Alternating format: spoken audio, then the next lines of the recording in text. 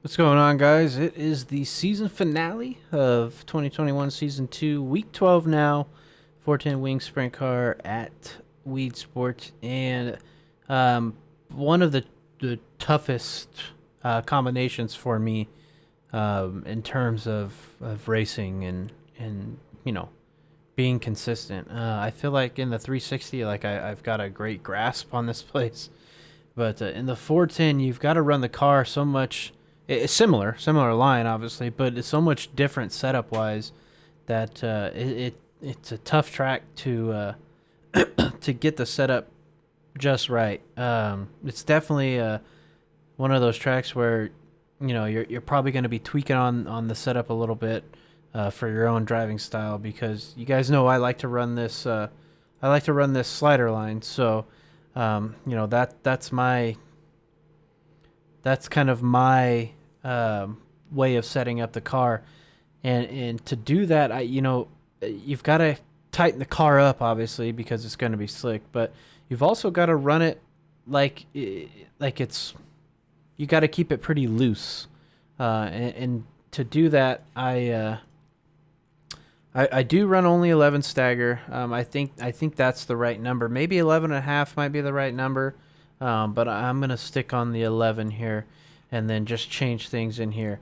So I gotta keep the rear end kind of low. I mean, not extremely low, right? And that's just to kind of keep the car rotating through the corner, and especially on the exit of the corner. We'll talk about the exit of two here in a minute, and the way kind of both two and four fall off, and the front, especially in the 410, the power these cars have. The You get on the gas and it really wants to lift the front end, especially as you start to, you know, decrease that fuel load and the car gets lighter and the front end and the car is accelerating faster. That front end really wants to pick up, and I'll show you all that in a minute. So you've got to kind of keep the left rear tied down, I think. I left it at 4/7.5, and then I left the right rear at only 4/5. I did change it to test it out. I went 4/4 on this side and then 4/9 on this side, and it just doesn't feel good on the exit of two. So, and it's really hard to drive down the front stretch as well. So, kind of the key to this place is being loose but in control of your car, and in order to do that, you've got to be really conscious of where you've got the throttle pedal. It's 410. You're probably not, once you get to this track state, 60+%, you're probably not going to be hammered down on the front stretch. Back stretch, yeah, I mean, free game, but there's some nice banking on the back stretch to keep you, directed in the right way on the track, down the track. But front stretch is a lot flatter, so that left rear really wants to drive you into the wall if you get too much throttle.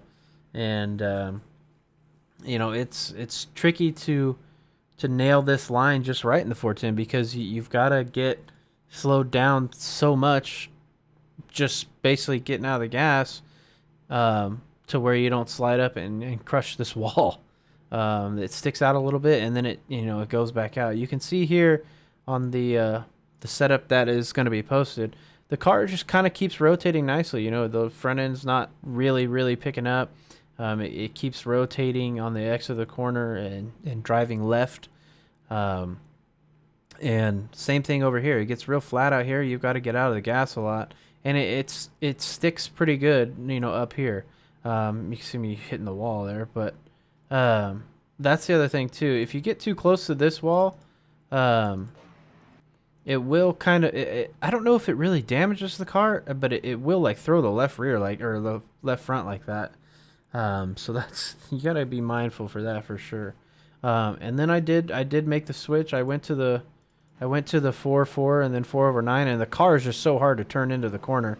And then over here on this side of the track, you can see me. I'm not even able to get really full throttle here. I've got to kind of roll into it and then get back out of it and let it get settled again, and then back into it. The front end really just wants to pick up in the 410, when you get on the gas, and then down here on the straightaway, the weight is shifting really fast to the right side, and the car's not completely squared up underneath me, so it wants to drive me into the wall. That right rear's tied down and not really driving the car left anymore. So on a flat track like this, on a flat straightaway, it's really hard to kind of tie that side of the car down, because then the left side wants to throw all the weight over there and keep it there, and then like it pulls you into the wall almost. It's hard to explain, but I'm sure a lot of you have definitely felt it before. But I just don't like it down the front stretch. I think I tap the wall every time, and then that just made me miss my entry to 1 every time. So I flip flopped it back. I tied down the left rear instead, and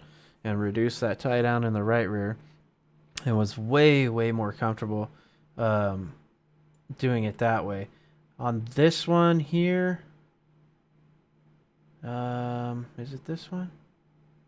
No, it's these. It's these laps down here.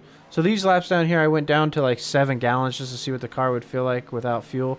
And again, even though the left rear, I tied the left rear down and took it out of that right rear, the front end's still kind of coming up on light fuel on the exit of 2, right here up on the top where it gets kind of flat.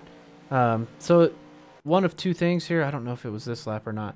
But you can kind of hit this bigger curb here where the track saw is banking, and let it drive this way, as long as you're keeping the right rear. But it is going to be probably faster to dig on the cushion, I think. But I'll let this play so we can find that lap. But when you do that, you don't really have to lift that much, because you use the banking to turn you left, basically. So if you get out here wide, you might have to kind of roll into the throttle just a little bit slower, from like 70 to 100. And you're not lifting much once you're out there. Once you get through this corner, you're obviously out of the gas quite a bit getting into the corner. But then you're like 60, 70. You're just rolling into it slow, and it'll keep the car turning without lifting the front end.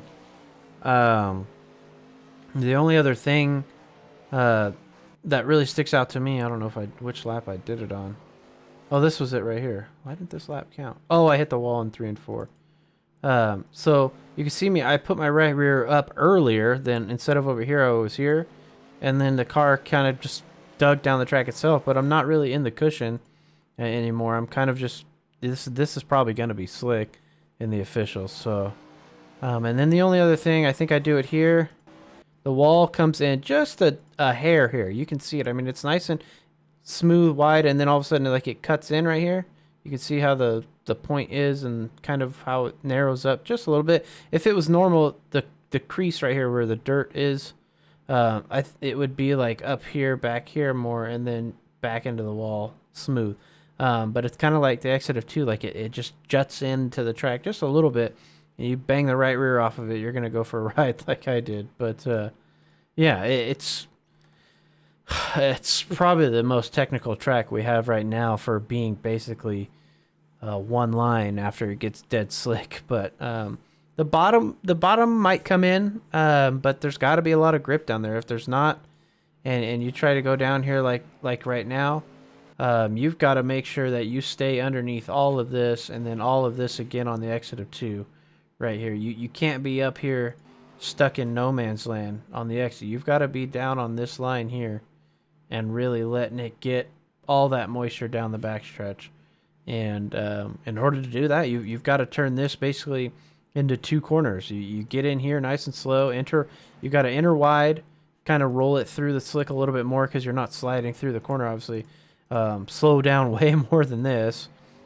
And then once you get here, you can give it throttle up until this point, just past halfway, where you've got to get back out of the gas, probably tap the brake, and turn it into another turn. And then hit the bottom there, and then drive off of 2 all the way at the bottom, basically. And that, to me, it's slower when this line is here. You're going to make passes this way more than you are going to be making passes that way. This line, to me, is a lot more easier to hit than it is to nail the bottom every time. But like I said in previous weeks, the pre-gen is obviously a little bit different than the officials if you don't get a lot of pre-gen in those. So all this could be gone. There could be a lot more grip down here on the bottom. All this could be gone out here on the exit of 2. So that's something to think about as well. If it's gone up here and you got no grip to land on and you're just sliding into the wall, yeah, the bottom's probably going to have grip down there, and you might have to go down there and do it. Same thing in 3 and 4.